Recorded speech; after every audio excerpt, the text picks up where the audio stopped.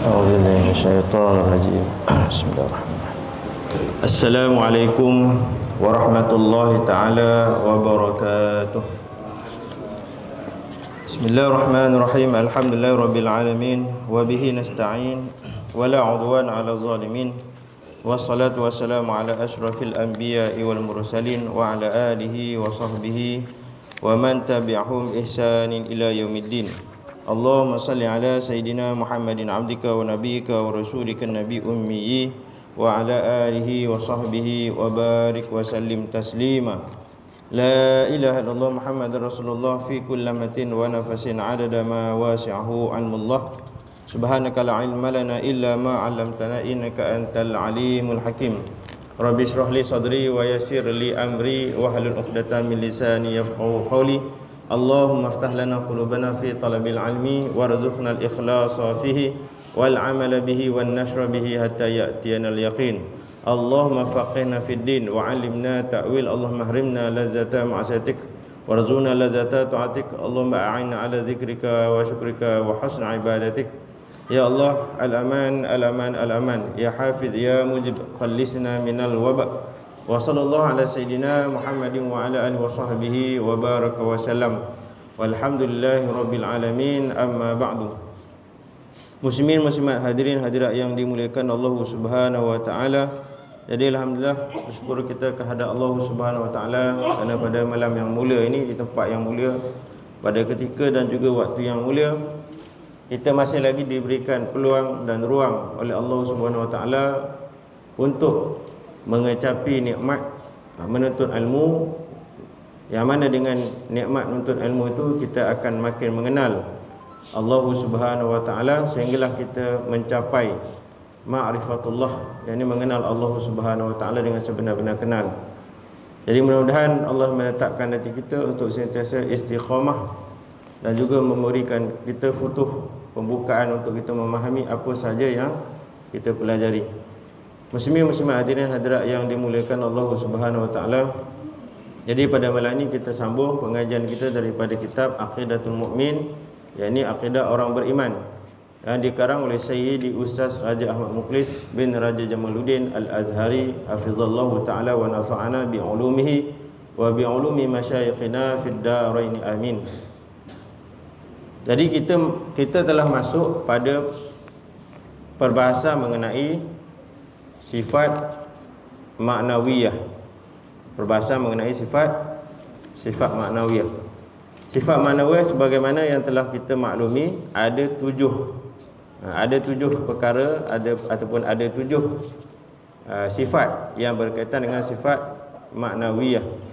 Yang mana sifat maknawiyah ini adalah kelaziman bagi sifat ma'ani.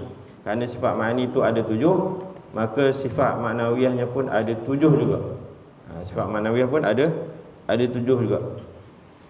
Jadi semua sifat-sifat ni kita kena ingat, kita kena faham, dan kita kena hadam. Kerana semua perkara ni berkaitan dengan i'tiqad, pegangan. Pegangan agama ni maknanya kena faham dan maknanya kena letak di dalam hati kita tu sampai kita mati. Ni maknanya perkara yang berkaitan dengan i'tiqad, pegangan. Dia bukan perkara yang berkaitan dengan amalan. Ini berkaitan dengan pemahaman, i'tiqad dalam hati. Jadi sebelum kita nak masuk pada sifat kaunuhu ta'ala hayya tu, ni kita nak nak bagi penegasan sikit, iaitu di awal-awal dulu kita sebut, maknanya kita belajar tauhid ni sampai kita dapat makrifah, sampai kita mencapai makrifah, ataupun makrifatullah. Bila kita capai makrifah, maknanya secara tak langsung kita terkeluar daripada taklid. Terkeluar daripada taklid. Kerana akidah ni tak boleh taklid, kena capai makrifah. Nak capai makrifah ni dia ada tiga lah. Oleh sebab tu ulama sebut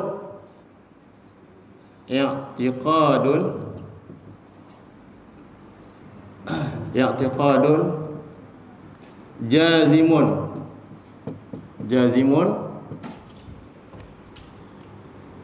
muwafiqun lil haqqi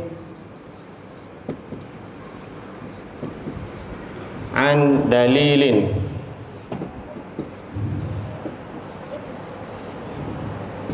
An dalilin. Sebab tu i'tiqad ni maknanya pegangan agama. Pegangan agama kita ni mestilah jazimun, mestilah jazam. Jazam ni saya sebut dari itu maknanya i'tiqad yang yakin 100%. Baru dia jazimun, jazam. Tak boleh zon.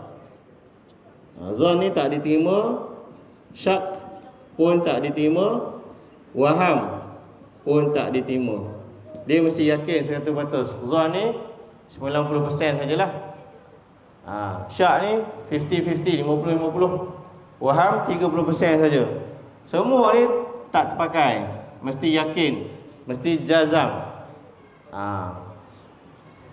Jadi i'tiqad pegangan agama ni maksudnya kena dapat secara dengan bita'allum, dengan belajarlah.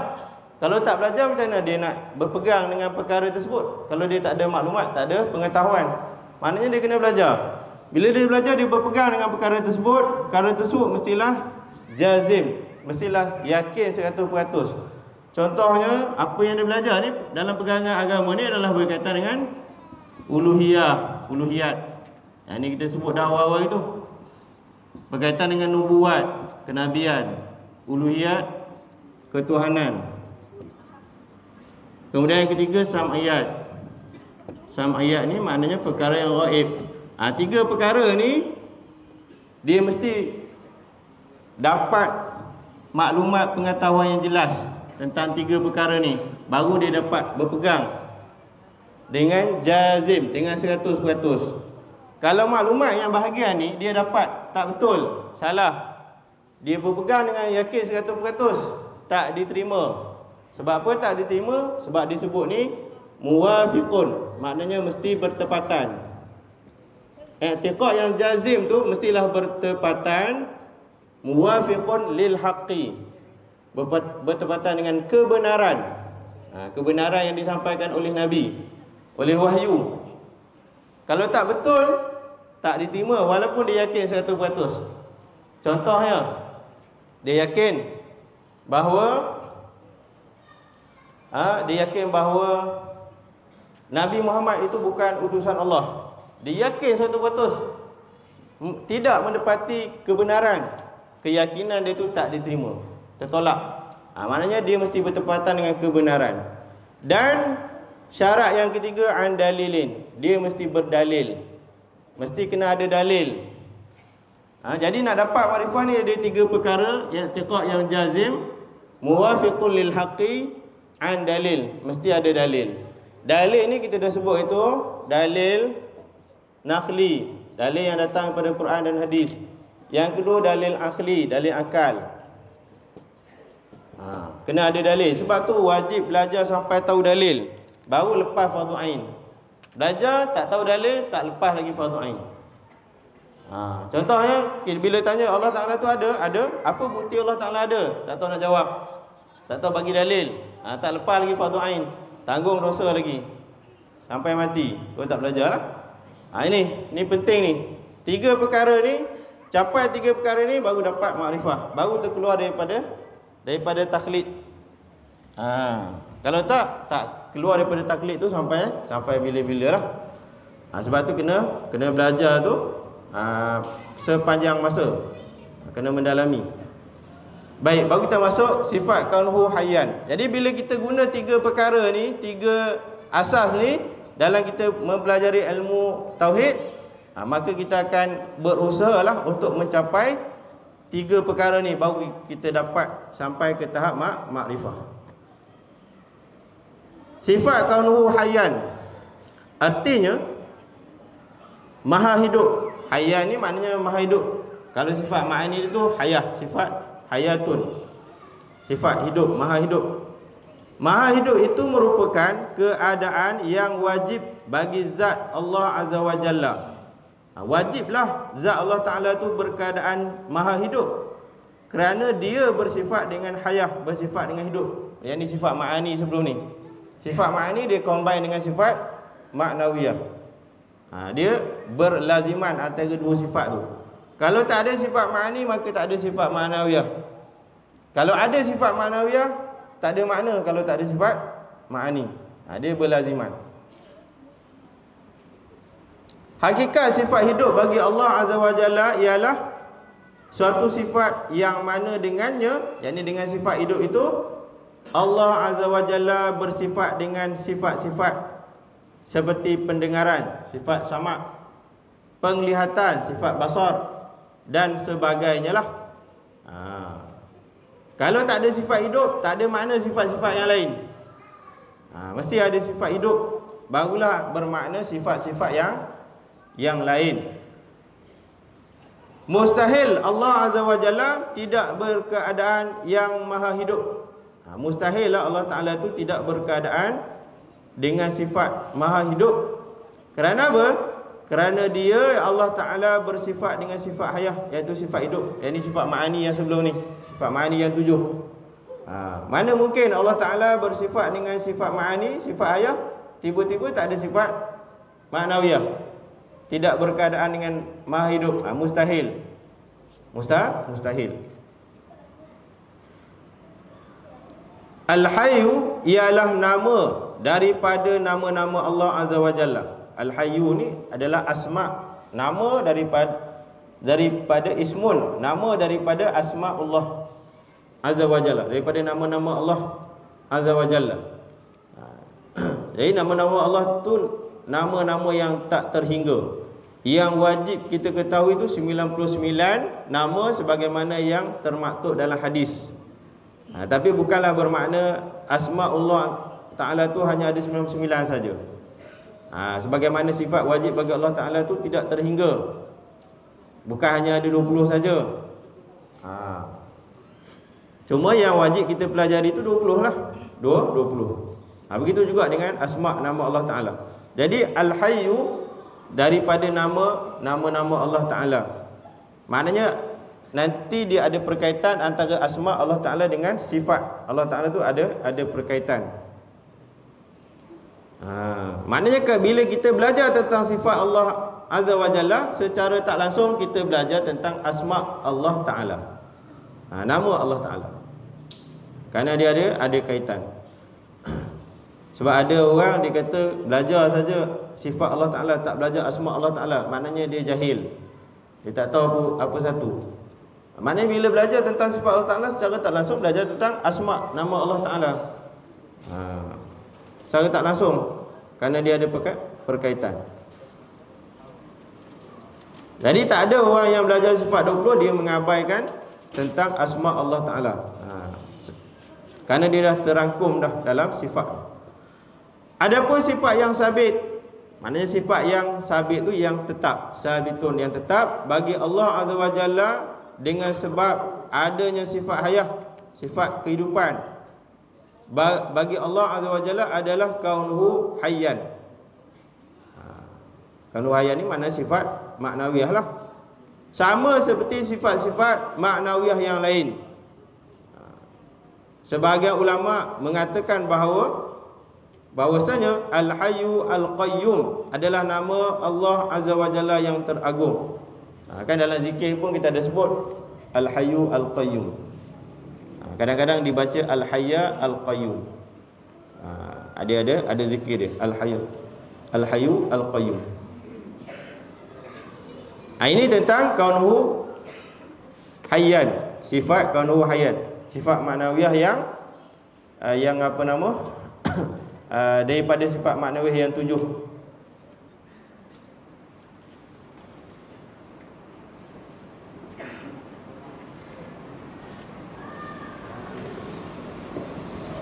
Sifat maknawiyah yang keempat.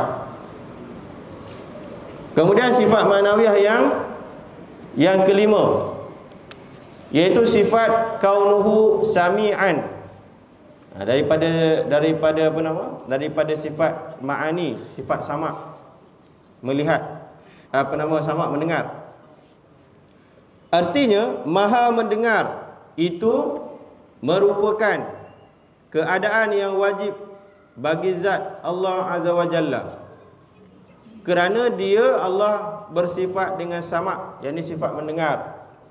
Allah Ta'ala tu kita dah sebut dia tu dalam sifat ma'ani tu, sifat sama Allah Ta'ala tu mendengar. Allah Ta'ala bukan dengan alat, bukan dengan telinga, bukan dengan alat, bukan beranggota, bukan sebagaimana makhluk.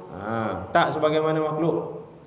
Sebab tu kena belajar. Bila kita tak belajar tu, bila baca je Quran, bila baca je terjemahan, oh Allah Ta'ala maha mendengar, dia tak ada ilmu tentang tauhid. Oh Allah Ta'ala mendengar macam kita lah kot. Macam tu saja. Sebab tu tak boleh direct belajar tauhid, direct baca Quran saja, tak boleh.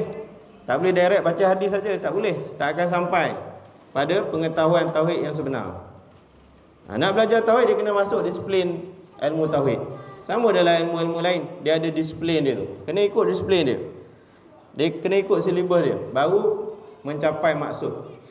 Jadi semata-mata baca Quran saja tak akan dapat sampai kepada ni ma'rifatullah ni, tak akan sampai. Tak akan sampai.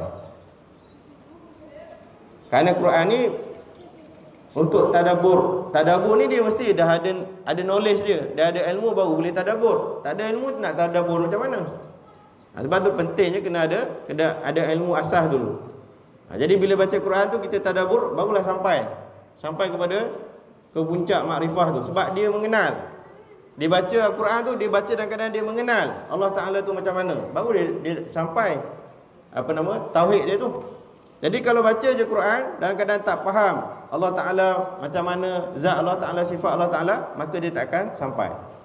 Tak akan sampai. Bahkan mudah pula syaitan nak menipu dia. Sebab dia jahil. Jadi nak rajin baca Quran mesti kena ada ilmu. Nak tadabbur Quran mesti ada ilmu tauhid. Baru sampai. Hakikat sama bagi Allah Azza wa Jalla itu sendiri ialah penyingkapan dengan pendengarannya Allah Ta'ala yang azali. Maknanya tersingkap segala perkara yang berkaitan dengan pendengaran Allah Ta'ala tu yang azali terhadap segala yang wujud. Yang wujud ni maknanya yang ada lah. Yang ada. Wujud ni kita dah sebut dah sebelum ni. Jadi segala yang wujud tu tersingkap pada pendengaran Allah Ta'ala yang azali. Maknanya tidak ada sesuatu yang tidak didengari oleh Allah Ta'ala. Mustahil Allah Azza wa Jalla tidak berkeadaan yang maha mendengar. Mustahil Allah Ta'ala tu tak mendengar, kerana dia bersifat dengan sam'u, yakni bersifat dengan sifat pendengaran. Maka pastilah Allah Ta'ala akan mendengar setiap sesuatu yang wujud, yang kita dah sebut sebelum ni. Baik sesuatu itu jauh ke jaraknya, dekat ke, terselindung ke, tersembunyi, bersuara ataupun tak bersuara, semuanya didengari oleh Allah Ta'ala. Bukan hanya yang ada suara saja didengari oleh Allah Ta'ala, yang tak bersuara pun didengari oleh Allah Ta'ala. Itu yang membezakan antara makhluk dengan Allah Ta'ala. Kita ni kalau sesuatu tu tak berbunyi, tak bersuara, kita tak akan dengar. Contohnya ada orang duduk sebelah kita, dia berbisik dalam hati dia, kita dengar tak? Tak dengar. Kita tak akan dengar. Kita berbisik dalam hati kita sendiri, kita dengar tak telinga kita? Kita sendiri pun tak dengar. Kita tahulah apa yang kita bisik tu, tapi kita tak dengar kan? Cuba cakap dalam hati sekarang. Kita tahu apa yang kita bisik, maknanya kita mengetahui, tapi kita tak dengar apa yang dibisikkan dalam hati. Apatah lagi orang sebelah, lagilah tak tahu apa yang dibisikkan. Jadi ini membezakan kita dengan Allah Ta'ala. Allah Ta'ala mendengar setiap segala yang wujud tu, sama ada dia bersuara ke tak bersuara. Jadi kalau Allah Ta'ala hanya mendengar yang bersuara saja, yang tak bersuara tak dengar, maknanya lemahlah Allah Ta'ala. Tak ada bezalah dengan kita. kan? Jadi mustahil bagi Allah Ta'ala itu tidak mendengar segala sesuatu yang wujud. Baik, kemudian sifat kaunuhu basiran. Sifat maknawiyah yang keenam, kaunuhu basiran. Daripada sifat ma'ani, sifat basar. Sebagaimana Allah Ta'ala sebut dalam Quran, innallaha sami'un basir. Hanya saja Allah Ta'ala itu sami'un basirun, maha mendengar dan maha melihat. Itu dalil nakhli daripada ayat Quran. Maknanya sifat-sifat 20 yang disusun oleh ulama ni diambil daripada Quran dan diambil daripada hadis. Jadi kalau siapa tolak, siapa tak terima, seolah-olah dia mengingkari hadis, mengingkari Al-Quran. Sedangkan hadis dengan Quran itu adalah dalil yang qat'iyah, dalil yang qat'i yang tak boleh siapa pun petikai. Siapa petikai jatuh murtad.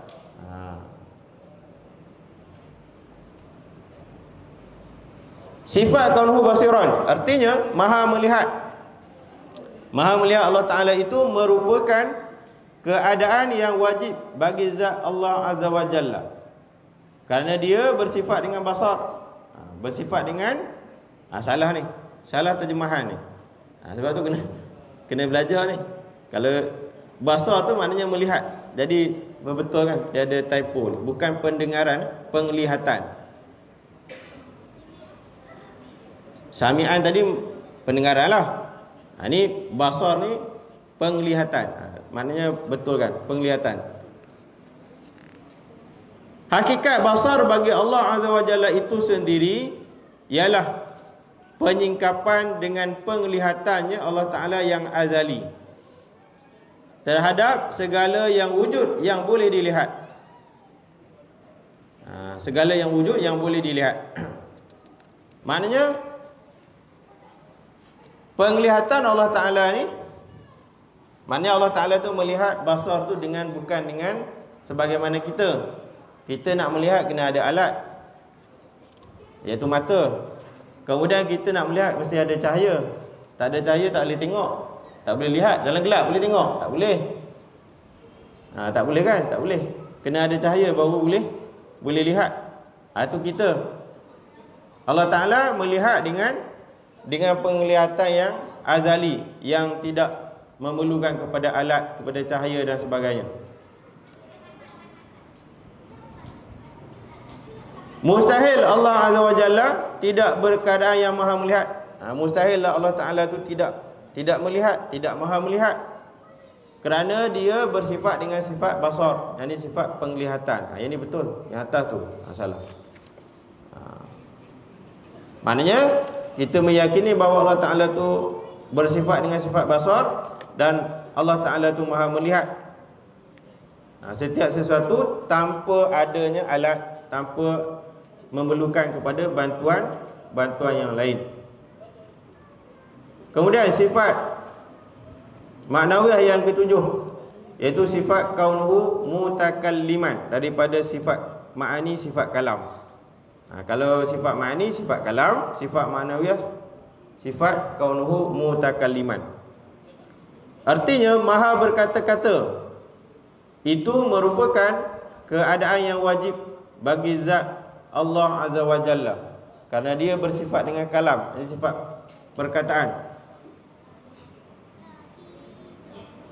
Hakikat maha berkata-kata itu sendiri ialah makna kalamnya Allah Ta'ala itu mencakupi seluruh yang wajib, mustahil dan mungkin tanpa kelaziman kebaharuan. Maknanya kalam Allah Ta'ala, sifat kalam Allah Ta'ala itu merangkumi perkara yang wajib.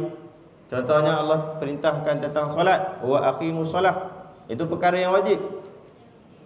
Kalam Allah Ta'ala yang berkaitan dengan perkara yang wajib.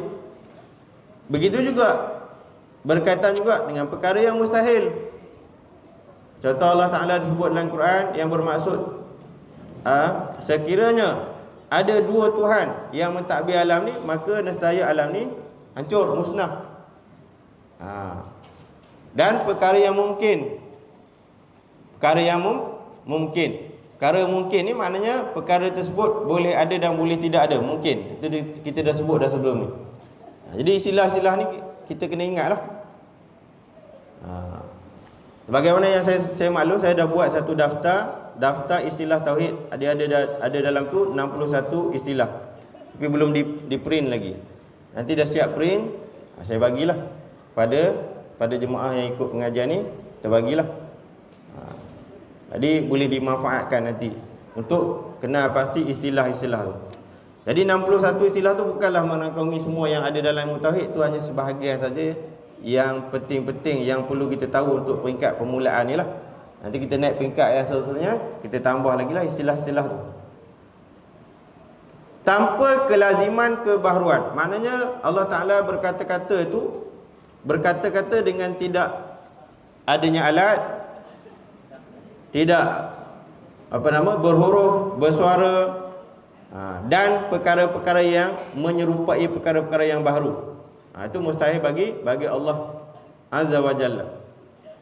Maka kaunuhu mutakaliman berarti Allah Azza wa Jalla bersifat dengan kalam nafsi. Ini yang kita sebut dah dalam sifat ma'ani, sifat kalam. Ingat balik, kalam nafsi Allah Ta'ala secara azali lagi abadi. Kalam nafsi ini kalam yang ada pada zat Allah Ta'ala, itu disebut kalam nafsi. Kalam diri zat Allah Ta'ala yang tidak berhuruf, tidak bersuara dan sebagainya. Itu kena tengok balik dalam sifat ma'ani, sifat kalam. Yang mana dia Allah Ta'ala sentiasa berkata-kata dengan kalam nafsi itu secara dalaman diri. Dalaman diri ni diistilahkan sebagai takallum nafsi. Ini istilah-istilah dalam ilmu tauhid yang tak dapat tidak mesti kita kena hadam. Istilah ni kalam nafsi apa maksud dia, takallum nafsi apa maksud dia. Sebab dia tak ada istilah khusus dalam bahasa Melayu, tak ada.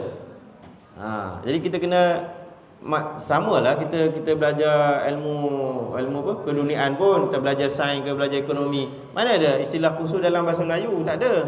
Semua tu dipinjam daripada bahasa Inggeris, pinjam daripada bahasa Arab dan sebagainya. Jadi sama juga yang berkaitan dengan ilmu tauhid. Jadi kita kena faham istilah tu. Kita faham istilah tu, maknanya bila disebut istilah tersebut, kita dah tahu apa yang nak dimaksudkan.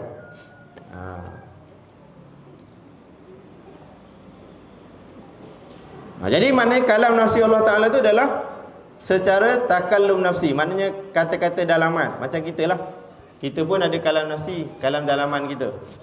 Kalam dalaman kita tu tak berhuruf, tak bersuara.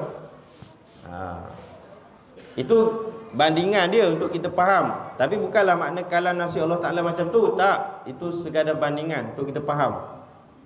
Untuk kita faham. Jadi kalam nafsi Allah Ta'ala tu tidak berhuruf, tidak bersuara, tanpa kelaziman baharu padanya. Maknanya kalam Allah Ta'ala tu tak serupa dengan kalam makhluk lah. Secara maknanya secara ringkas dia, kalam Allah Ta'ala tu tak sama sebagaimana kalam makhluk. Kalau kalam kita, kalam makhluk ni bersuara, baik manusia baik binatang bersuara. Kalam kita, kalam manusia ni berhuruf, berbentuk dan sebagainya. Kalau Allah Ta'ala tak sebegitu. Jadi kalau yang kalam dalam Quran tu macam mana? Itu disebut kalam lafzi. Itu disebut kalam lafzi. Itu dah terang dah. Kalam lafzi itu memanglah berhuruf, bersuara. Itu kalam lafzi, bukan kalam nafsi. Kalam nafsi yang ada pada Allah Ta'ala itu tidak berhuruf, tidak bersuara. Jelas kan?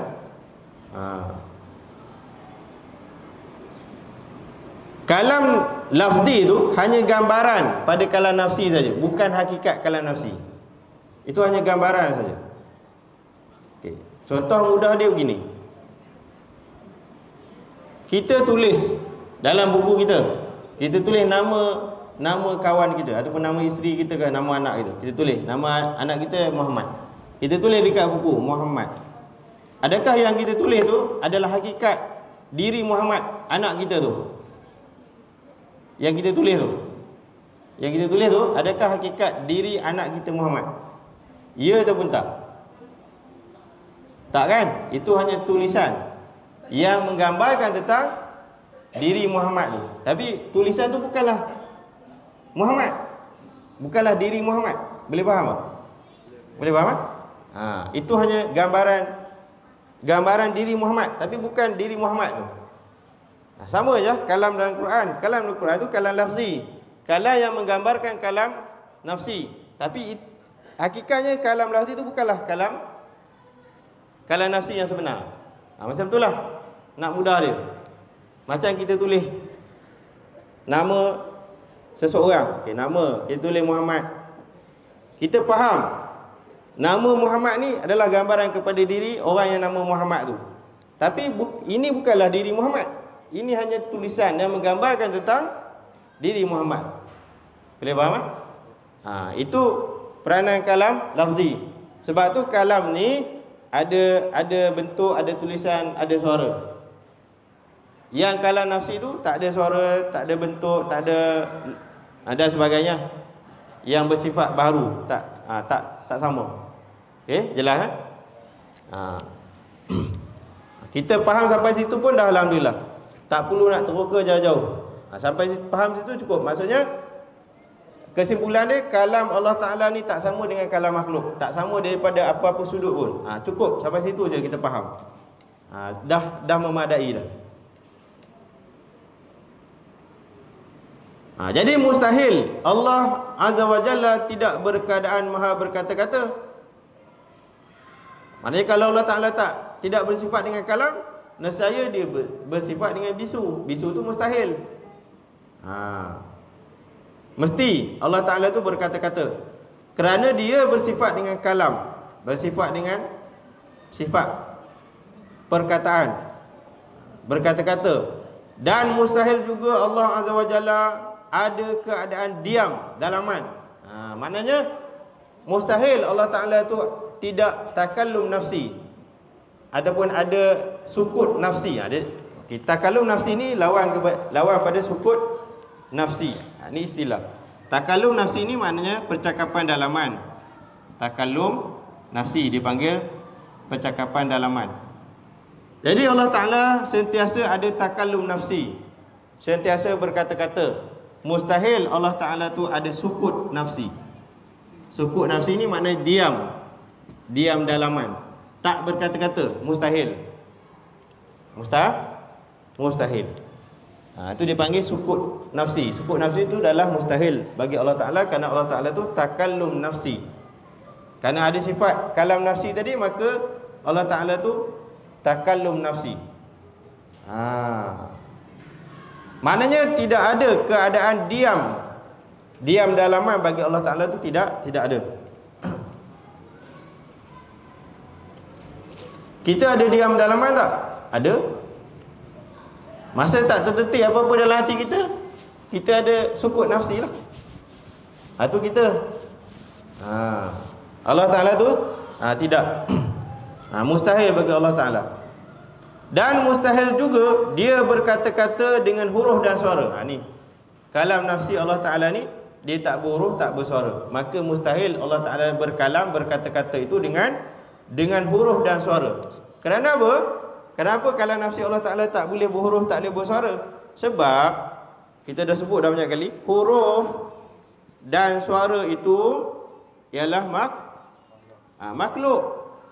Huruf dengan suara ni makhluk. Makhluk ni benda yang dijadikan oleh Allah Ta'ala. Mustahil Allah Ta'ala bergantung dengan makhluk. Kalau Allah Ta'ala bertakallum, berkata-kata dengan suara, dengan huruf, maknanya dia bergantung dengan makhluk. Bila dia bergantung dengan makhluk, maknanya dia lemah. Bila dia lemah, dia tak layak jadi Tuhan. Jelas tak? Oleh kerana perkara ni adalah mustahil, maka Allah Ta'ala tak boleh tak berkata dengan huruf dan suara. Kerana itu adalah makhluk. Jadi apa-apa sahaja yang boleh membawa kepada persamaan Allah dengan makhluk, itu semua tertolak. Semua itu adalah mustahil bagi Allah Ta'ala. Okey, jelas kan? Jadi maknanya kita dah habis tentang sifat yang wajib bagi Allah Ta'ala yang 4, yang terbesar tu. Ulang balik. Ni bagi ingat. Dia kena ingat ni, dia tak boleh lupa. Kalau lupa kena ulang balik. Sebab tu kena ada nota. Okey, sifat wajib bagi Allah Taala terbagi kepada 4 sifat yang besar. Yang pertama disebut sifat apa? Saya tak nak sebut. Nafsiyah. Nak ingatlah. Dia kena ingat ni, tuan-tuan kena ingat sendiri ya. Sifat nafsiyah. Sifat nafsiyah ada berapa? 1. Apa dia? Sifat wujud. Dia kena ingat macam tu. Macam kita hafal sifir lah. Macam hafal sifir, kena ingat. Okey, yang kedua sifat salbiah. Okey, sifat salbiah ada berapa? Ada? Ada 5. Apa sifat salbiah yang 5 tu?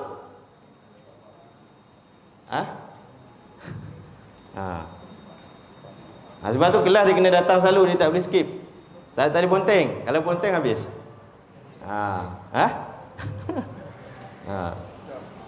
Apa dia? Qidam. Lagi? Baqa. Yang ketiga? Mukhalafatuhu lil hawadis. Qiyamuhu binafsih wahdaniyah. Okey, ada 5. Ingat 5 saya tak tulis dah semua. Okey, yang ketiga sifat sifat ma'ani. Okey, sifat ma'ani ada apa? Okey, 7. Apa sifat ma'ani yang 7 tu? Qudrah, iradah, ilmun, hayun, sama', basar, kalam. Okey, ada 7 Okey, sifat ma'ani maknawiyah. Okey, ada 7 juga yang kita baru habis ni. Okey, maknawiyah. Ada 7. Okey, apa dia? Okey, kaunuhu qadiran, kaunuhu muridan, kaunuhu aliman, kaunuhu hayyan, kaunuhu sami'an, kaunuhu basiran, kaunuhu mutakalliman. Ada 7. Okey. Kita kena ingat, kena tahulah sifat nafsiyah. Apa makna nafsi? Apa maksud sifat nafsiyah? Sifat diri zat Allah Ta'ala, iaitu sifat wujud. Sifat salbiah, apa makna salbiah? Sifat menafikan kekurangan bagi Allah Ta'ala. Tak ada 5. Sifat ma'ni maknanya sifat makna. Sifat makna, ma'ni, ada 7. Sifat ma'nawiyah ni adalah sifat yang melazimi sifat ma'ani. Sebab tu dia ada 7, sama juga. Okey, 20. 20 ni. Jadi 20 sifat yang wajib. 20 sifat yang wajib. Lepas tu kita kena tahulah 20 sifat lagi yang mustahil, lawan bagi 20 sifat yang wajib. Cuma dalam kitab ni dia tak cerita pasal sifat mustahil tu, dia tak cerita. Yang tu kita kena kelas batch kedua nantilah. Macam tu lah. Sebab tu tak boleh berpada dengan yang ini saja, dengan satu kitab saja. Dia kena 2, 3, 4 kitab. Dia kena banyak kitab. Sebab dia tak akan cerita semua. Macam kita belajar di sekolah lah. Belajar silibus tahun 1, tak ada silibus tahun 2, 3, 4, 5, 6. Belajar sampai tahun 6, tak ada silibus tingkatan. Macam tu lah. Dia kena dia ikut silibus dia. Okey. Lepas tu baru dia masuk perkara yang jaiz bagi Allah Ta'ala. Maknanya sifat harus. Baru dia masuk sifat harus. Sifat wajib bagi Allah Ta'ala ada 20. Sifat mustahil bagi Allah Ta'ala ada 20. Ini lawan bagi sifat wajib. Okay. Sebenarnya dalam sifat wajib yang kita dah terangkan pun dah ada dah. Kita sebut secara tak langsung sifat mustahil Allah Ta'ala tu dah sebut secara tak langsung. Cuma secara detail dia tak sebutlah dalam ni. Kemudian dia terus pergi pada sifat harus, sifat jaiz. Okay, sifat jaiz Allah Ta'ala ni ada berapa? Ada sebut dah itu awal-awal itu. Ada berapa? Sifat harus Allah Ta'ala ada apa? Tak ingat lah. Ni kalau kita buat exam ni, kita boleh tengok markah seorang-seorang. Dia kalau ikut, dia kena buat lah. InsyaAllah lah, tengoklah nanti. Kalau kita buat, kita dapat tahu kita punya kefahaman kita, ingatan kita tu macam mana. Sebab ni penting. Okey, sifat jaiz bagi Allah Ta'ala tu ada satu saja. Sifat jaiz bagi Allah Ta'ala tu ada satu saja. Okey, perkara yang jaiz ni maknanya perkara yang harus ataupun disebut jawaz. Jawazun, perkara yang harus. Kita ingat balik yang awal tu, Yang 3 perkara tu kan, wajib, mustahil, harus. Wujub, istihalah, jawaz. 3 tu dah sebut dah awal dulu. Boleh tengok balik. Jadi maknanya dalam perkara yang sifat jaiz tu ataupun jawaz tu, Allah Ta'ala tu dia ada satu je. Jaiz ni maknanya apa? Boleh ataupun harus. Boleh macam ni dan boleh juga macam ni. Antara dua lah. Itu maksud harus. Harus macam ni ataupun harus macam ni. Itu maksud harus, boleh. Harus ataupun boleh bagi hak Allah Ta'ala adalah mengadakan setiap perkara yang mungkin. Mungkinul wujud. Kan kita dah sebut tu dalam bab wujud dia ada dua kan. Wajib al-wujud dengan mungkinul wujud. Wajib al-wujud tu Allah Ta'ala, mungkinul wujud tu adalah makhluk. Jadi maknanya Allah Ta'ala tu boleh, harus bagi Allah Ta'ala untuk dia mengadakan setiap sesuatu yang mungkin. Makhluk ni dia boleh, dia nak adakan, dia boleh adakan. Ataupun meninggalkannya, maknanya tidak mengadakan. Itu maknanya harus bagi Allah Ta'ala. Allah Ta'ala boleh, harus dia nak buat kita, dan boleh dia tak nak buat kita. Terpulang pada dia. Kalau menetapkan wajib bagi Allah Ta'ala untuk ciptakan kita, maknanya dia dah jadi satu bebanan pada Allah Ta'ala. Sedangkan bebanan tu karahah. Benda yang benda yang tak sepatutnya lah. Kalau diletakkan wajib bagi Allah Ta'ala untuk buat kita, untuk jadikan makhluk, mana tu jadi satu bebanan kepada Allah Ta'ala. Jadi Allah Ta'ala ni bebas. Dia boleh, dia nak buat kita ataupun dia tak buat kita. Oleh kerana kita dah ada, maksudnya Allah Ta'ala memilih untuk buat kita. Tapi dalam kehidupan kita ni, ada tak perkara yang harus, yang Allah Ta'ala boleh adakan, boleh tidak ada? Ada. Contoh, waktu kita sakit, maknanya Allah Ta'ala pilih untuk jadikan kita, buat kita jadi sakit. Kemudian Allah Ta'ala sihatkan kita, Allah Ta'ala pilih untuk buat kita sihat. Orang berkahwin, dah lama berkahwin, tak dapat anak, Allah pilih dengan iradah dia, kehendak dia, kudrah dia untuk jadikan orang tu tak ada anak. Kemudian orang tu ikhtiar, usaha dan sebagainya, menepati apa yang ditakdirkan oleh Allah Ta'ala, maka orang tu akan dapat anak. Maknanya Allah Ta'ala boleh terpulang pada dia. Dia nak buat ke dia tak nak buat, tu hak dia. Kita tak boleh petikai. Tak boleh nak petikai, itu hak dia. Terpulang kepada dia lah. Itu kena jelas. Maknanya sifat harus bagi Allah Ta'ala tu satu je, untuk buat ataupun untuk tidak buat. Yang berkaitan dengan makhluk. Mungkin ialah sesuatu yang dihukumkan sebagai jaiz akli, harus pada akal. Kita ingat balik yang awal tu. Hukum akal tu, wajib pada akal, mustahil pada akal, harus pada akal. Dia ada 3 tu. Ingat balik yang depan tu. Hukum akal yang 3 tu. Jadi sekarang ni perkara mungkin tu, dia dihukumkan sebagai jaiz akli, maknanya harus pada akal. Harus pada akal, Allah nak buat ataupun tidak buat. Dia tak jadi wajib, dan juga dia tak jadi mustahil. Kalau mustahil untuk Allah mengadakan makhluk, dan mustahil untuk Allah tidak mengadakan makhluk, itu juga satu paksaan kepada Allah Ta'ala. Maka harus ni bebas. Harus tu bebas, iaitu ianya boleh ada dan boleh tidak ada secara hakikat dirinya. Maknanya diri sesuatu tu lah. Sesuatu tu boleh ada dan boleh tidak ada, tergantung kepada Allah Ta'ala lah. Ataupun boleh sabit. Ni kena dengar betul-betul lah. Ataupun boleh sabit. Sabit ni maknanya boleh tetap secara i'tibar akli. I'tibar saja. Dia tak dihukumkan wujud secara zat. Dia hanya i'tibar saja. Perkiraan akal saja. Itu yang disebut dalam istilah tauhid, disebut sebagai wujud fi zihin, tidak wujud fi kharij. Itu istilah dia.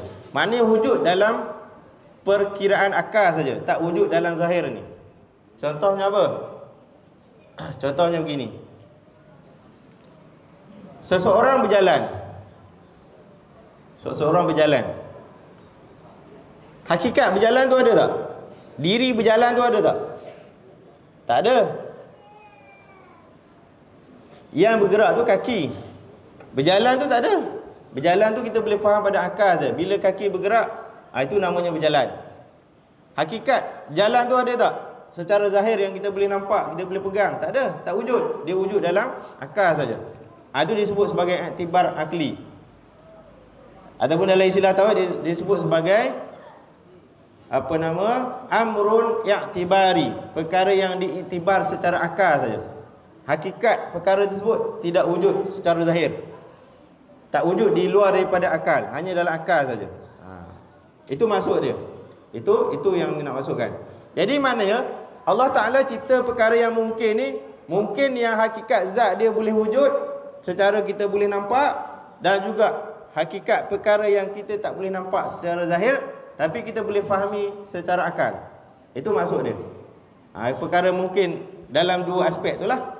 Aspek yang kita boleh nampak, wujud dengan mata kepala kita boleh tengok, dan perkara yang kita tak boleh tengok dengan mata kepala tapi kita boleh faham dengan akal kita. Dua-duanya Allah Ta'ala cipta. Semua perkara tu Allah Ta'ala yang cipta. Contohnya begini. Kita rasa butir gula. Rasa butir gula kan? Gula tu kita nampak lah bentuk butir gula tu. Kita rasa gula tu rasa manis. Manis gula tu kat mana? Cuba tunjuk. Manis gula tu kat mana? Tak ada, zahirnya tak ada. Dia difahami oleh akal saja, dirasa oleh lidah. Kita nak letak manis gula tu dalam balang, buat uji kaji, tak boleh. Benda tak ada di luar akal. Benda ada dalam akal dan kita boleh rasa saja. Jelas? Okay, cukup contoh-contoh tu kita boleh faham. Maknanya perkara yang ada hakikat diri dia dan perkara yang tidak ada hakikat diri dia disebut sebagai i'tibar akli, perkiraan akal, ataupun disebut amrun i'tibari. Okey, jelas. Dua-duanya tu Allah Ta'ala yang ciptakan. Semua tu Allah Ta'ala ciptakan. Okey, apa yang penting? Apa yang penting? Cuma yang manis tadi tu kita boleh rasa. Yang i'tibar ini yang dia tak dapat langsung disentuh oleh rasa, oleh sentuhan, oleh apa tak. Kita faham hanya akal tu. Yang gula tadi kita boleh rasa dengan lidah kita. Kita boleh rasa walaupun kita tak nampak hakikat manis tu. Itu kita boleh rasa. Yang perkiraan akal ni dia tak boleh rasa langsung, tak boleh sentuh langsung, tapi dia boleh faham tentang perkara tersebut. Itu saja. Itu disebut i'tibar akal. Apa yang penting, setiap Muslim, setiap orang Islam wajib beriman bahawasanya Allah Azza wa Jalla boleh mengadakan atau mewujudkan sesuatu ataupun tidak mewujudkannya sama sekali. Maknanya kita faham sekarang ni Allah Ta'ala boleh adakan sesuatu perkara dan boleh tidak adakan sesuatu perkara tersebut. Apa-apa saja yang berlaku dalam dunia kita ni, dalam dunia yang kita nampak ni, baik hujan, baik banjir, baik kecelakaan ke, kesakitan ke, apa-apa perkara, semua itu hakikatnya datangnya daripada Allah Ta'ala. Allah Ta'ala pilih untuk buat ataupun tidak. Faham? Kita faham macam tu saja. Tidak wajib bagi Allah Ta'ala untuk mengadakan sesuatu, dan tidak mustahil juga untuk Allah Ta'ala tidak mewujudkan sesuatu. Maknanya dia harus. Dia bukan mustahil bagi Allah Ta'ala, dia bukan wajib bagi Allah Ta'ala. Dia harus bagi Allah Ta'ala untuk buat sesuatu tu. Untuk buat sesuatu tu. Dah masuk betul? Sikit Jadi kita faham macam itulah. Semua kembali kepada iradah. Semua tu yang Allah Ta'ala nak buat, yang Allah Ta'ala tidak mahu buat, semua tu kembali kepada sifat iradah Allah Ta'ala, sifat kehendak Allah Ta'ala. Allah Ta'ala nak buat, dia buat. Allah Ta'ala tak nak buat, dia tak buat lah. Terpulang pada kehendak dia. Dan juga ilmu Allah Ta'ala yang azali. Maknanya semua perkara yang berlaku dekat dunia ni, yang dipilih oleh Allah Ta'ala untuk buat ataupun tidak, Semuanya dah ada dalam pengetahuan Allah Ta'ala sejak azali lagi. Sejak azali lagi, tak berubah sedikit pun. Sebab tu dalam rukun iman tu kita belajar beriman dengan qada dan qadar. Qada qadar Allah Ta'ala ni tak berubah sedikit pun. Apa yang berlaku itulah yang dah tertulis. Apa yang berlaku itulah yang dah tertulis. Jadi perjalanan kita ni daripada awal mula kita hidup sampailah kita mati, sampailah kita masuk ke syurga ataupun sebaliknya, semua tu dah ditentukan oleh Allah Ta'ala. Semua tu dah ada dalam pengetahuan Allah Ta'ala. Cuma kita dibagi apa? Kita dibagi kebebasan untuk memilih dan berusaha. Kita tak tahu takdir kita macam mana, tapi kita boleh pilih untuk kita ikhtiarkan sesuatu, kita usahakan sesuatu dengan cara yang terbaik. Maka kita gunakanlah peluang yang Allah Ta'ala bagi tu untuk kita pilih dan usaha perkara yang terbaik. Lepas tu nanti di akhirat nanti tak ada seorang pun boleh dia argue dengan Allah Ta'ala. Dia kata dengan Allah Ta'ala, semua dah ditakdirkan. Contohlah dia masuk neraka. Dia kata, Allah, kau yang takdirkan aku masuk neraka. Boleh ke dia cakap gitu dengan Allah Ta'ala? Tak boleh. Sebab Allah Ta'ala dah bagi dia akal, dia bagi dia ikhtiar dan usaha, dia boleh pilih. Kenapa dia tak pilih? Hidup ni dia ada dua jalan. Jalan kebaikan, jalan kejahatan. Jalan iman, jalan kufur. Kan? Dua-dua jalan tu semua orang boleh pilih. Dia nak pilih ikut jalan iman, dia boleh pilih, tak ada siapa halang dia. Nak pilih jalan kufur, dia boleh pilih, tak ada siapa halang dia. Dia nak pilih jalan mana? Kalau dia pilih jalan yang salah dan sesuai dengan takdir dia, itulah takdir dia. Kalau dia pilih jalan yang betul sesuai dengan takdir dia, itulah takdir dia. Sekarang ni dia ada pilihan. Dia kena pilih lah. Macam ni, pilih untuk datang pengajian. Pilihan siapa? Pilihan dia sendiri, tak ada siapa paksa. Kau datang kelas, kau wajib datang kelas, tak datang kena pancung ke, tak ada. Dia sendiri yang pilih. Dia tak nak datang, dan orang yang tak datang ni dia pilih tak nak datang. Maka nanti kalau ditanya, kalau dia soal, dia tak boleh kata engkau dah takdirkan aku tak datang. Tak boleh macam tu, sebab dia sendiri pilih untuk tak nak datang. Bukan dia tak dengar ada pengajian, bukan dia tak tahu ada iklan, kan? Dia sendiri pilih tak nak datang. Dia tak boleh alasan kata aku sibuk, orang lain pun sibuk juga. Tu sebagai contoh lah. Maknanya semua orang ada pilihan dia. Dia kena buat pilihan yang terbaik lah. Jadi kalau dia buat pilihan yang tak terbaik, pilihan yang ada sangkut paut dengan dosa pahala, maka dia tanggung lah. Sebab hidup kita ni tak terlepas daripada dosa dan pahala. Kadang-kadang mungkin ada perkara yang kita lepas kat dunia, ada perkara yang kita tak lepas di mahsyar. Di dunia kita bolehlah buat helah macam mana untuk kita lepas. Kalau kita ada duit, kita ada kuasa, kita boleh kita lepaskan diri kita daripada satu kesalahan. Kalau di akhirat nanti tak akan terlepas. Kau dah salah, memang akan kau sangkut. Kalau kat dunia ni kita ada kesalahan, kita boleh apa? Kita boleh hapuskan kesalahan kita kalau kita ada kuasa, kita ada kuasa lah. Kuasa tu penting. Di akhirat sana dah tak boleh. Jadi kalau orang yang terlepas kat dunia, dia kena ingat dekat sana dia tak akan terlepas. Dia tak akan terlepas. Contohnya dia mencuri, dia tak kena tangkap. Tak ada siapa pun tahu kata dia mencuri, tapi dia mencuri. Contoh dia, dia lepas kat dunia, boleh tak tangkap dia, siapa tak tangkap dia. Tapi di akhirat sana dia tak terlepas. Dia tak akan terlepas. Kecuali lah duit tabung masjid yang dicuri tu dia hantar balik. Dia cakap dengan misalnya minta maaf semua, dia pulangkan balik, dia minta maaf, dia taubat, okey, alhamdulillah. Dia terlepas. Tak sangkut dah. Dia selesai dia punya kes dia. Tapi kalau selama mana dia tak kembalikan hak yang dia curi tu, dia tak minta maaf, tak apa semua, dia akan tanggung kat sana. Walaupun dia terlepas kat dunia. Jadi kalau kita belajar tauhid, kita faham benda ni, insya-Allah kita tak akan buatlah perkara-perkara yang mengarut-ngarut ni. Kalau buat pun katalah, kalau buat dia akan insah baliklah, dia akan taubat, dia akan semua, dia akan ingat semua benda ni tak akan terlepas. Sebab dia punya tauhid dia dengan Allah Ta'ala tu. Buat apa pun dia tak akan terlepas. Tak ada CCTV, Allah Ta'ala tahu, Allah Ta'ala Maha melihat. Tak perlu ada CCTV. Jadi kalau orang yang betul-betul di iman dia kuat, dia tak perlu ni CCTV ni. Waktu dia tengok tak ada orang, dia nak ambil sesuatu, Kita tak boleh ni, Allah Ta'ala tahu ni. Dia takkan ambil lah. Itu pentingnya ada iman tu, ada kekuatan iman, tauhid dia kuat. Maka insya-Allah akan selamat. Orang semua akan jadi baik. Jadi kita berhenti dulu di sini untuk malam ni.